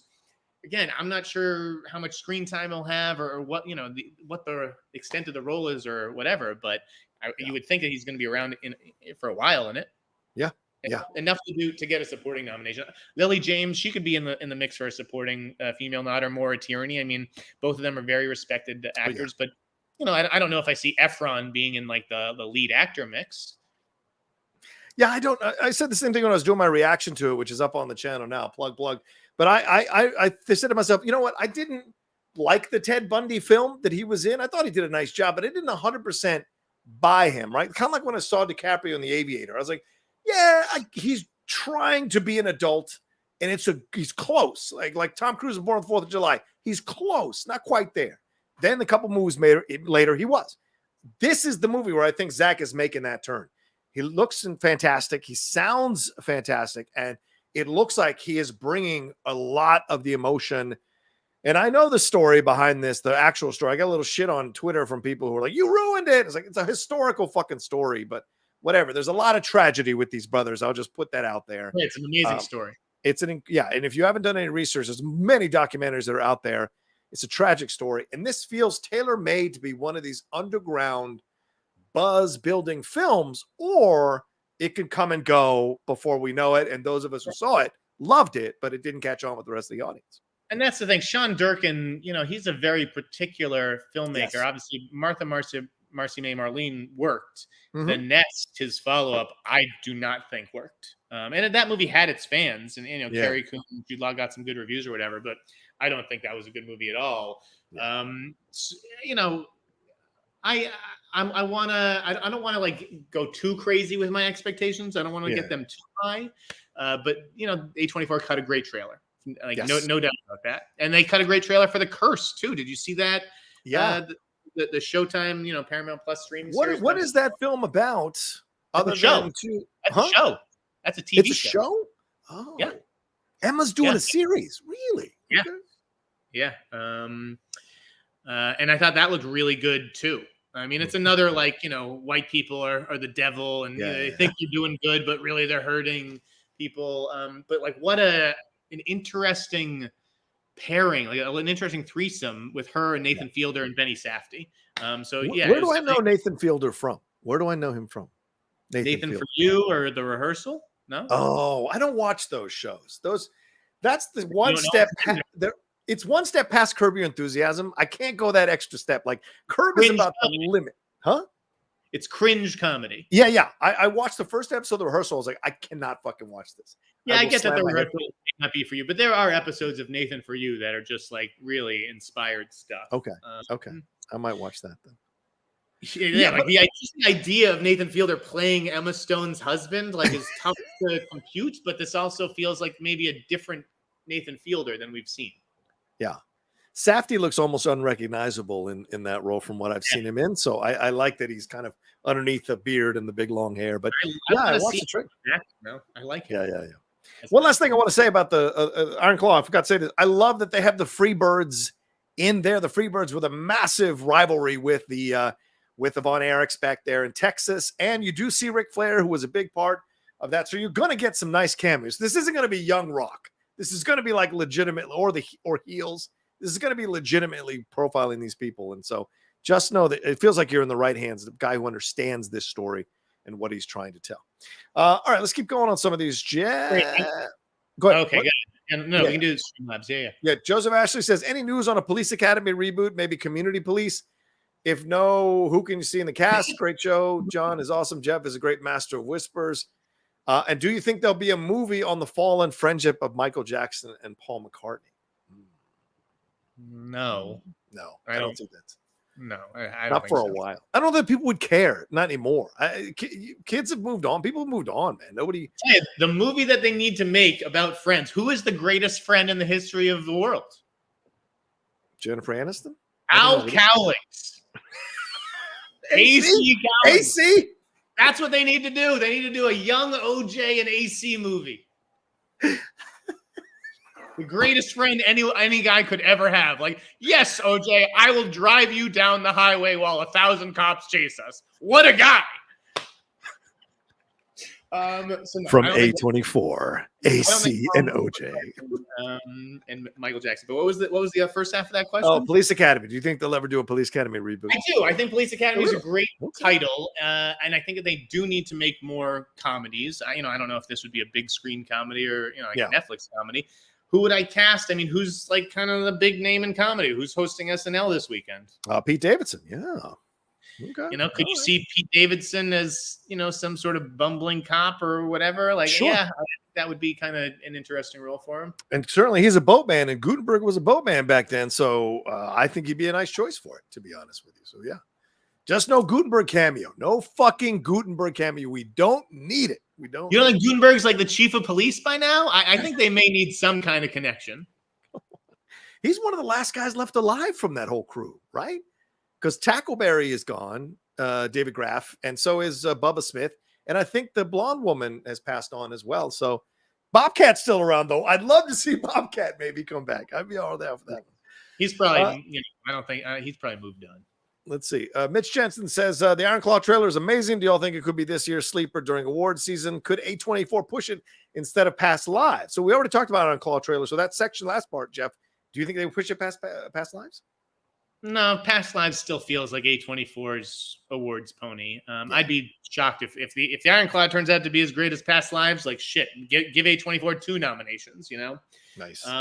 We talked about Maestro came up earlier, right? Yes. Maestro came up. Somebody said they fell asleep. If you want to say, listen, Maestro's probably gonna get nominated for Best Picture, and it's probably gonna get 8 nominations or whatever the fuck, right? Mm-hmm. That is not Netflix's best chance to win.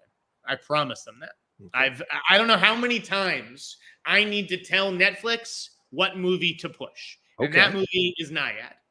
We talked about that. Yes, 100%. Like, you know, it doesn't mean that Nyad has the stuff to win but it's just like, that's a movie that gets people on their feet in a way that I don't think Maestro ever could. Haven't seen Maestro yet. But it strikes me as another Roma, Power of the Dog, not emotional enough, and Nyad is emotional enough. Sometimes I think you've been dropped on your head, like because I don't understand that logic. You're gonna love it. No, I know I'm gonna love it, but I'm gonna put it in the lump of sports films that I love that never got any kind of awards buzz or anything like that are great, you know. Rocky. And so I don't know if I'll necessarily but Maestro is the one. Why would you not? That's Cooper. That's fucking Mulligan. How do you not push that? Bernstein? Well, they're going to push it. And again, it's going to get more nominations than Nyad, no question. But I'm saying in terms of what could actually win, they're not giving Best Picture to a movie about fucking Leonard Bernstein composing, okay? Do I think that they could? What? They love Hollywood. Hollywood loves to suck its own dick. They will fucking look at this film and pop, because Bernstein scored a number of the great films in Hollywood. All right, fair enough. Okay. Fair enough. Matt Cassidy says, so are all the CEOs against giving the money to actors, or is one or two companies holding it up? Are the lower actors money-wise getting enough voice? It's a good question. Jeff, your thoughts? Are all the CEOs against giving money to actors?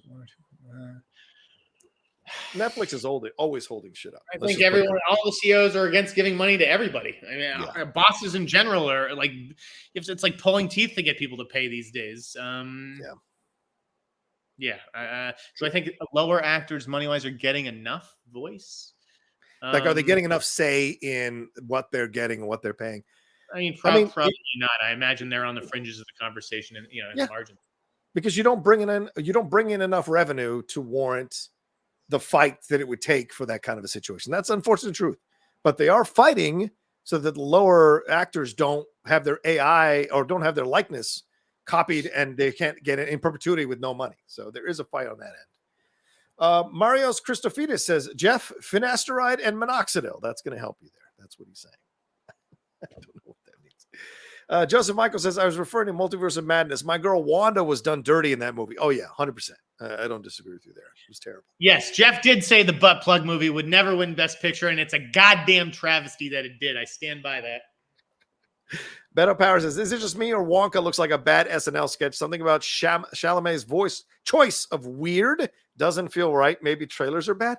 I did a reaction to the second trailer. I thought the trailer was really great. I think Chalamet is a perfect choice for this because he's not creepy. He's not playing creepy or weird. He seems much more of an underdog here. And maybe he becomes creepy by the end. But Hugh Grant is fantastic as the Oompa Loompa, and their interactions I really enjoyed. So I think there's nothing wrong with these trailers. I'm looking forward to Wonka. Listen, there's only so many. If you're doing a young Wonka, right? There's only so many stars who can do it. I do think Tom Holland might have been fit for this. But when people are like, "Oh, Jeremy Allen White, he looks like Gene Wilder. He should have been Wonka." Like, it's not about looking like Gene Wilder. I mean, what the fuck? Jeremy Allen White gives zero Wonka vibes whatsoever. And maybe I'm underestimating his range and talent. But I think Timmy is good casting for Wonka. I think he's obviously a legitimate movie star, and I think that movie will do better than we are expecting. Give me chocolate, chef. Give me chocolate. Connor Easterday says, Jeff, I saw your tweet about Brad Pitt, Margot Robbie teaming up to make the Thin Man project. If you had to guess, do you think they also star in it? Yeah, this was announced. They're looking at doing this, revitalizing the Thin Man, which is a series from the 1930s, 1940s, with I think William Powell, and I can't remember the actress's name. But what's your thoughts on this, Jeff? Do you think this makes sense? I mean, yes and no. Obviously, any movie with Brad Pitt and Margot Robbie is going to make sense on paper. Right. Why does this need to be the Thin Man? I have no idea. No one knows what the fucking Lloyd. Yeah, William Powell and Myrna Lloyd. The audience for this movie has no fucking idea what the Thin Man is or who Nick and Nora Charles are. So it's like, if you just want to pair them in some sort of like detective story, why can't they be Mike and Sally Johnson? Like it doesn't really make sense. I don't understand why everything needs IP. Now, it's interesting that you said my tweet about Brad Pitt and Margot Robbie, because, geez, like reading this Deadline story about it, neither of their names are in the story. God bless, we all love Justin. We have nothing but love for Justin on here, but it's just like, geez, like this was so like dictated by a publicist. Like they're like, it's the SAG strike. We can't have Brad or Margot's names in the story, but you can mention their production company. I mean, what is the point of even mentioning the production company without mentioning whose production company it is? Do I think that they'll star in it? I want to say yes, because it does make sense on paper. And I think Nick is, obviously older than Nora and everything. But these are also two actors who, produce a lot of stuff that they don't star in, right? And it may just be like, this is a good rights play, and we can find, maybe we reteam Glenn Powell and Sydney Sweeney after this, Anyone But You movie that comes out. There's some hot pairing that they figure out. So it's not a given, but you would think that, we're going to chase the rights because we see this as an interesting starring vehicle for us, potentially. Yeah, she was 29. He was 42 when they did these movies. So it could be interesting. I don't know if that necessarily, I mean, people like Mr. and Mrs. Smith, but I don't know. It seems odd that they would do the Thin Man. I don't know who's clamoring for the Thin Man remake. Marina Barbara says, what's your take on the rumor that the Ahsoka numbers weren't good? Word going around about calls for Dave Filoni's movie to be canceled. Thoughts? I haven't heard anything about that. Have you, Jeff? I haven't heard that at all either. And I don't think Dave Filoni's movie is going to be canceled. Dave Filoni is like fucking guy holding that whole operation together practically. Whether the Ahsoka numbers are good or not, I don't think it has anything to do with Ahsoka. I think it has to do with the fact that there's been whether they're good or bad or however you want to, talk about them. There's just been a lot of Star Wars series, and maybe people just didn't have the time or inclination for another one. But I don't think it'll have any effect on Dave Filoni's movie. I agree. The Cali Kid says, Tarantino loves Chris Pine. Do you think he'll cast Chris Pine in The Movie Critic? I mean, I know that's been the theory, and that people, when we cast some doubt maybe on the Paul Walter Hauser of it all, was he just floating Paul Walter Hauser's name? Does he have a bigger, star in mind? Because that's what I'd heard, right? That it was maybe a bit of a bigger star, right? But also surprising. I don't think it would be Chris Pine. I would just be very surprised. I know Quentin loves him and respects him, but like, do you really want that to be, the star of your last movie? I would be shocked if that was. I think he could be the star of the movie in the movie, but I don't think he'd be the star of the movie. Will Kism says, when it comes to DC, any news you can give us on the Batman 2 movie? Anything, Jeff? I haven't heard anything. Have you? No, I mean, again, we put out that rumor last week. Don't know if it's true or not. It was just a whisper, but no, nothing new since then.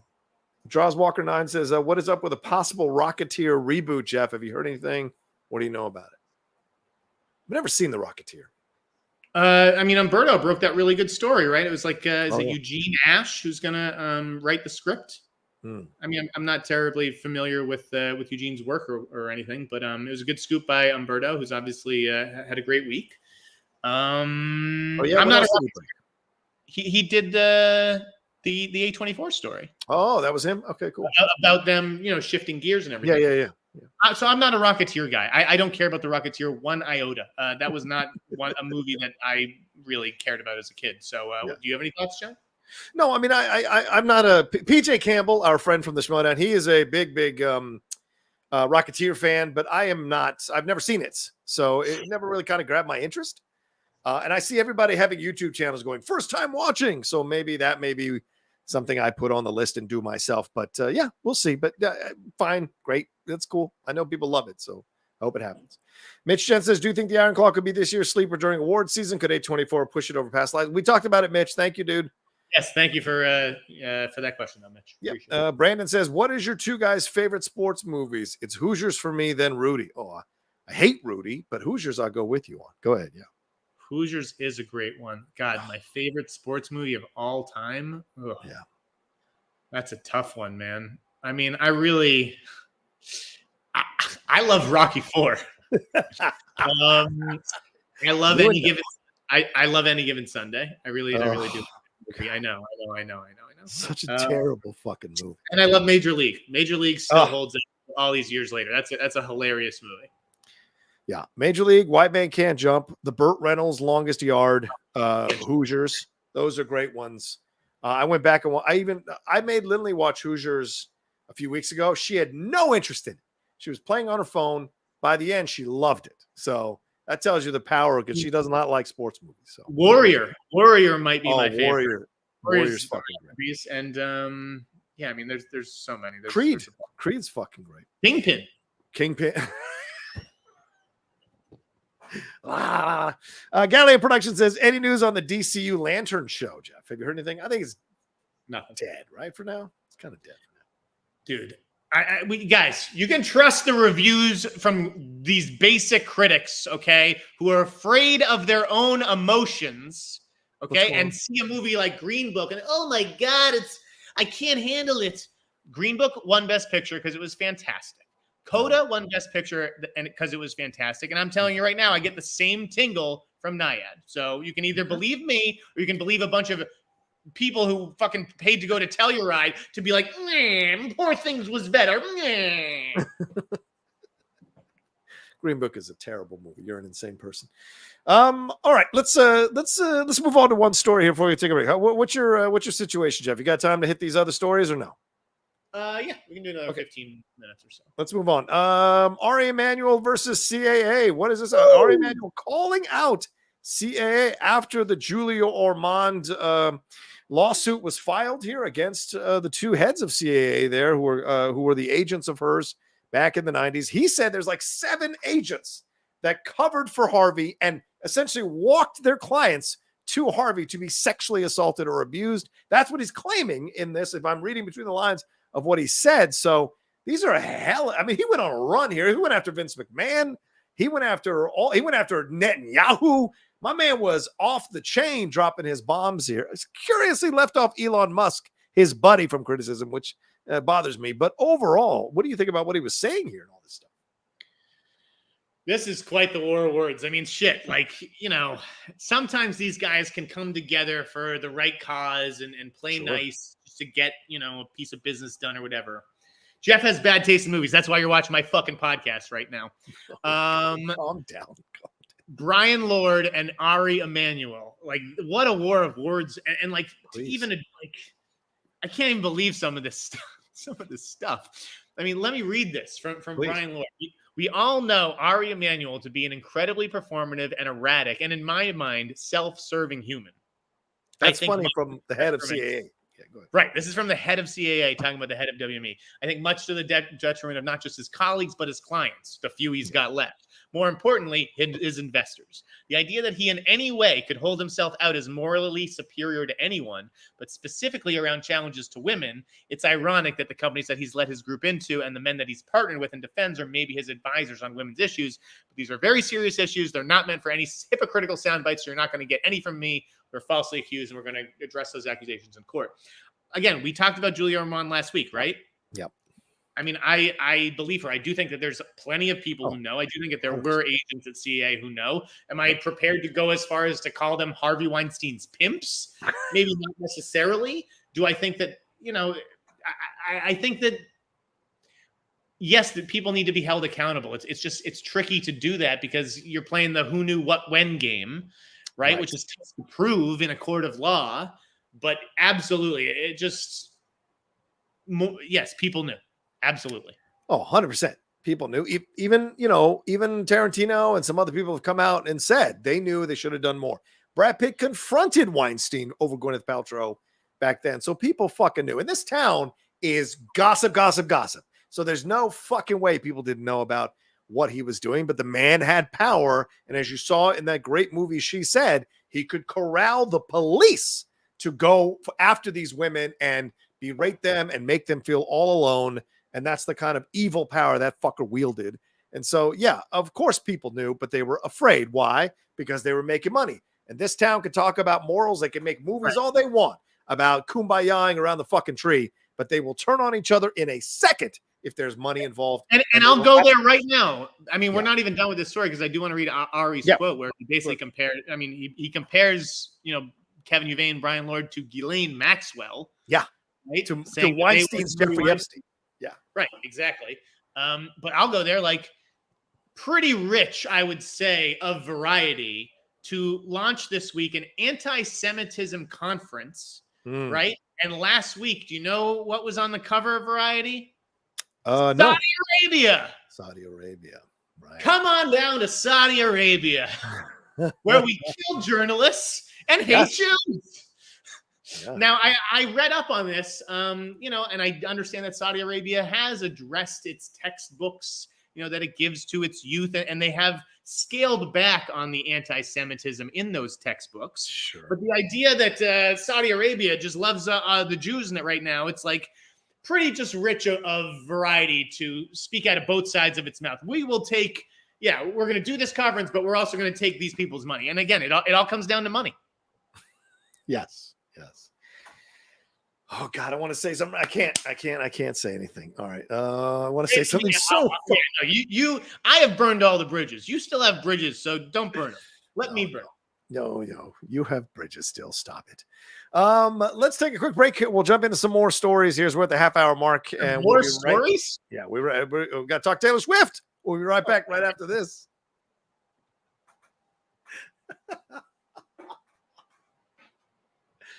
Look, you sent me 20 stories. We've got 20 stories. So Taylor Swift here, she is at the Chiefs game right now. As we speak, Jeff, she is at the Chiefs game right now. But the Eras Tour, she dropped the film early today, which is kind of weird because a lot of films drop early on Thursdays as opposed to Friday. But whatever. She was at the premiere on Wednesday night with Beyonce, of all people, because she has her own concert movie coming out, Renaissance, here in a little bit, which I did a trailer reaction for. So, Jeff, your thoughts on what Taylor Swift is doing here? Do you think this is going to make the 150 million that a lot of people are talking about? It's gotten good reviews. One of the reviewers, I think it's Variety or THR, said that her film career should take off because of the vignettes in the film. And I'm like, Madonna did a lot of vignettes in the film. How the fuck did that work out? So give me a break. Acting in small doses is not cool. As an actress? Yeah. I mean, give me a break. Yeah, that's what they were saying as an actress, Taylor Swift. Give me a break, man. Yeah, okay. I think it's going to be huge. Yes. I got tickets for Friday, which I'm selling. If you live in the Los Angeles area, I have 2 tickets that I am selling for the 7:45 showing at the Grove. These are great seats. Roke, you're not in the front row. Believe me, this is... I got to get rid of these goddamn tickets. But yeah, I was at the Grove today. I was on assignment for LA Magazine. Ooh. And I canvassed the Grove for an hour. Oh, wow. Talking to various individuals. Okay. And I think, this is going to be, Yeah, I mean, it already is. It's a phenomenon, with the pre-sales and everything. Yeah, even like grown men are like curious about this. Like it feels like another Barbenheimer, where it's like maybe I'm not even interested in Barbie. Maybe like a John Carpenter, but you feel compelled to watch it.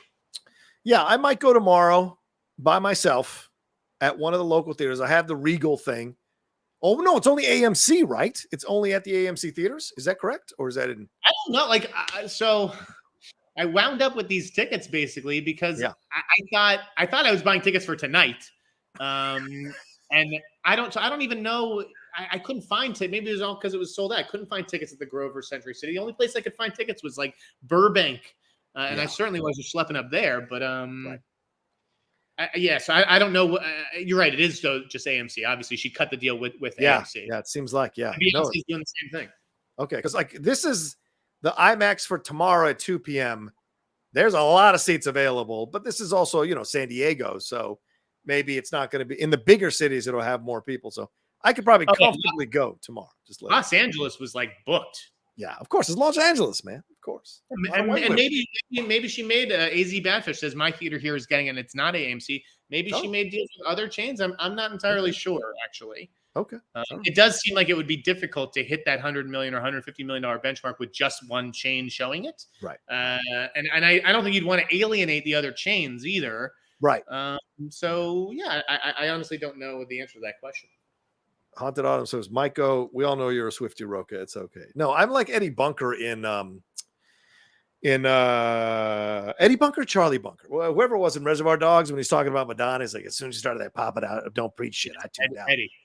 Eddie, yeah, I'm that way about Taylor. As soon as she started not capitalizing the titles of her songs, I tuned out. I don't know any song, but everything before then, I did like. I'm also a Katy Perry fan. I like her Prismatic Tour movie. I thought that was great, but I wanted to. Rocha in the shower. He sings Katy Perry. He's like a songbird. He's singing Firework. I don't know. I don't even. Come on, Katy man. Perry. Roar. I'm a Katy cat. Come on. Let's put it together. Katy cat? I don't Do you want to talk about this THR article in the books? Do you want to talk about this? Or is that too long of an article to go back to now with this? I thought it was a really good idea for an article by Scott Feinberg. He polled like the entire town basically. And I just think it's valuable in the sense that like, hey, Feinberg, you could have fucking given me a call. I got a lot of these fucking books you're talking about, for God's sakes. But anyway, go ahead. Yeah. You forgot in between emailing Spielberg and Ava DuVernay. Forgot about you, John. But they said film critics in the list. I will stick up for my old boss Sharon Waxman, whose Rebels on the Backlot is a great read, and I think absolutely deserve to be on that list. I don't know if it was just like we're not going to promote Sharon on the Hollywood Reporter or whatever, but that's a great book. There's a lot of great books on there. I would start if you have like never read any of these books. I'd start with like the Peter Biskin books, and also that Sidney Lumet book, Making Movies, is fantastic. Yeah. Those are Bibles when you're starting out, understanding how film is made, how to analyze the film, and also hearing about how this all went down. The Robert Evans book is fantastic as well if you want to see the life of a producer during one of the most incredible decades of film. This new Maltin book that came out a couple of years ago, I thought was great. Hooked on Hollywood. If you're an Orson Welles, this Lunches with Orson with him and Henry Jaglom was a fantastic read as well. And if you're a Kurosawa fan and you haven't read Emperor and the Wolf, this 900 page opus, you've got to read it to understand him and Mifune. And of course, the most recent one, I thought Burn It Down is fantastic. I'm almost done with it. Hell of a lot of stories in Burn It Down, for God's sake. So, so if you are wanting to get into film, go and find that article on THR. I don't give a lot of credit to Feinberg, but I'll give him credit for this one. And take a look at all those books. There's a lot of great books for you to learn about film from, and maybe expand your knowledge of movies. And you're not like Harris's book is good. Yeah, exactly. All right, let's see what else you got on your list here, Jeff. The Continental. Yeah, for some reason you like it, so go ahead and review it. Go ahead. Well, tell me what you did not like about this show. Boring. Fell asleep during episode 1.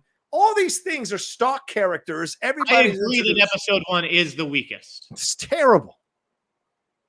I didn't think it was terrible. I watched episode 1, when it came out. What was it, two or 3 weeks ago, or whatever it was. So I watched it, and then I wasn't in a hurry to watch episode 2. But given the extra time I've had on my hands this week, I decided to finish the Continental, and I got into it. I really actually did like episodes 2 and 3.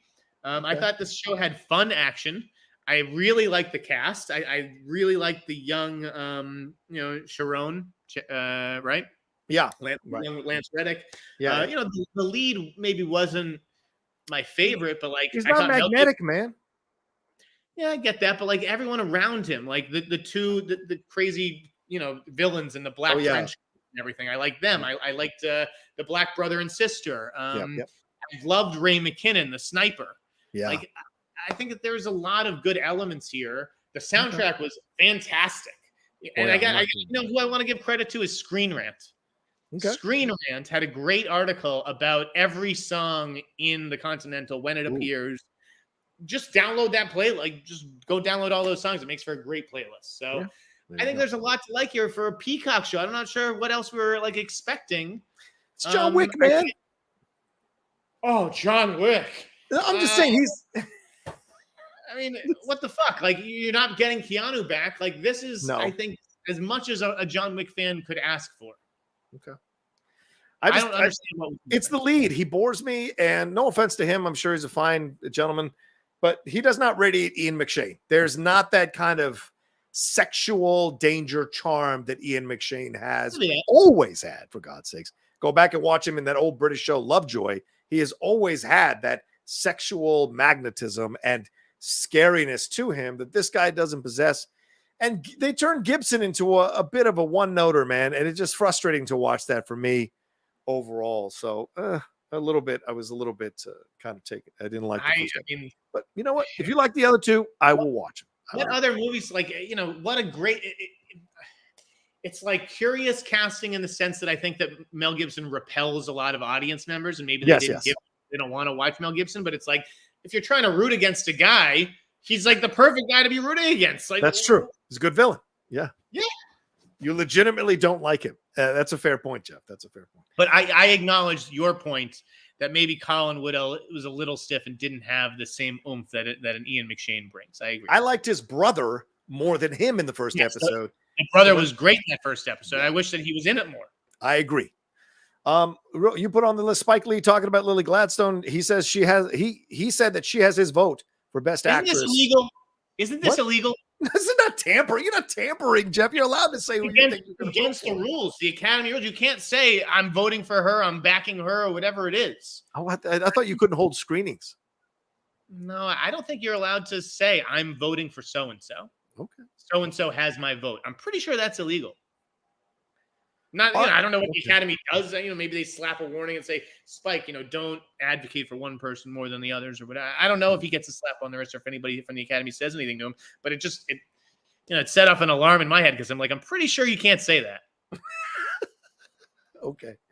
And you put on here Barbie talks Scott Derrick, Dom, and John Carpenter. What's that all about? Well, I don't know. Just like Scott Derrickson offering his input on Barbie, which is that he thinks it should win Best Picture, right? And then you have John Carpenter watching it and being like, "Listen, glad you guys liked it, but it doesn't make any fucking sense to me." And God bless John Carpenter for speaking candidly, especially with us losing, William Friedkin recently. Carpenter's one of the last sort of, giants, I was going to say dinosaurs, but, giants who can speak his mind, like a Paul Schrader, if you will. Yeah. True. Oh, Paul. Yeah, of course. They don't say it all the time. They say, oh, that, I love this performance, or they help throw screens for people, but they don't say I'm voting for this person. Right. Find me those quotes. Antagonistic Anonymous says, Jeff John, have you talked Shackman's Fantastic Four review? Jeff, anything to say out of that? Yeah, not really. I mean, that's your answer. What did he say in this interview? Yeah, there wasn't much in there. It's going to be different than any Marvel movie before. I know. Nothing he said was groundbreaking. Yeah, all the same shit. It was all hype. Wiley, hey, what's up, Wiley? He says, do you think it's possible that they would release a recording of Broadway's Wicked before the movie adaptation? Would love to see it before the movie. No, I don't think they would do that, to be honest with you. And I think if you go to Broadway HD, that's right. I'm a Renaissance man. If you go to Broadway HD, you can sign up for their service. And I think they do have a stage version of Wicked with Kristen Chenoweth and possibly Adele Nazim or Idina Menzel, if you want to say it correctly, they're playing Glenda. So that's a possibility, or an Elphaba. So that's I think, but explore that. Don't pay for it until you see it on there. But I think you can see it. A lot of other Broadway musicals there, but no, I don't think they'll release it before because they want the film to be what you want to go see, not compare it to the Broadway show, so to speak. So, yeah, I actually don't think that the producers of the Broadway show would undercut the movie. I imagine that they have, maybe some sort of stake or financial incentive to gain from the movie also doing well. So, yeah. Everybody makes money if that thing makes money. Wayne Edwards says, I'm glad you guys have run the show a little longer the last few weeks. I can join in after work. Nice to see you in good spirits, Jeff. Yeah, are you in better spirits, Jeff, after last week? Are you in a better place? Dude, I'm in a great place. Okay, I'm out from under the thumb of, in my opinion, a toxic boss, and we're still hopefully working out the details of that because I would hate to have to, take other steps. Involving certain divisions of California government. But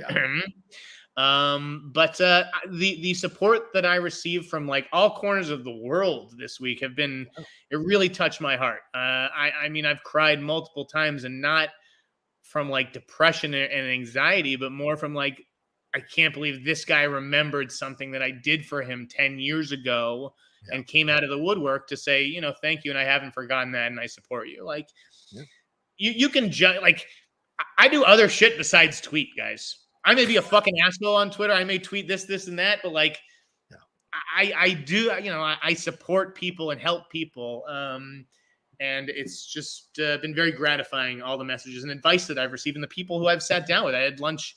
I don't want to say who I've had lunch with the past couple of days, but, big names in this space who gave me some really helpful advice. And I appreciate them taking the time to help out a colleague / rival. There you go. Tell Krishna said hi. I'm just throwing it out there. Yeah, that's the way it goes. Yeah, that's the way it goes. I mean, I had, when what happened to me, I had the same thing. Also working for a toxic boss, in my opinion, and having a lot of people reach out on DMs, reach out. It means a lot. You guys don't know. It means a lot. So I'm great to hear that it does mean a lot to you as well, brother, man. It's so good to hear. All right. I think that's everything, Jeff. I don't think there's anything else we need to cover. We got to get out of here. So thank you all so much for hanging out with us. We appreciate it madly. Jeff, where can they find you? Everything going on, brother, man? LAMag.com and Twitter. And I don't know if you see an editor or somebody being like, hey, we're looking for freelancers. Like, you feel free to say, you guys should look at Jeff. Jeff's looking. Jeff's available. But yeah, I got some good assignments from LA Mag this week, and hopefully I'll be able to turn those around quickly. There you go. As for me, at The Rocha Says on Twitter, Instagram, and TikTok, the Outlaw Nation on Twitch. Don't forget to subscribe to the channel. We had well over 650 of you all hanging out with us today. Please subscribe to the channel. Get those numbers up. Trying to break 50,000. Not sure if I'll make it by the end of the year, but that's the goal. Please make sure you subscribe down below and hit that bell button so you see we're dropping all the content. And leave comments down below, and I will get to time codes when I get to them later on tonight. But yes, they'll be up eventually. Let him enjoy his dinner. I know, for God's sakes. Plus time with the lady. I got to spend time with the lady. All right, you guys are awesome. Thanks so much. Thanks for the Streamlabs Super Chats. Thanks for the lively chat. And we will talk to you next week with another brand new episode here of The Hot Mic. Peace.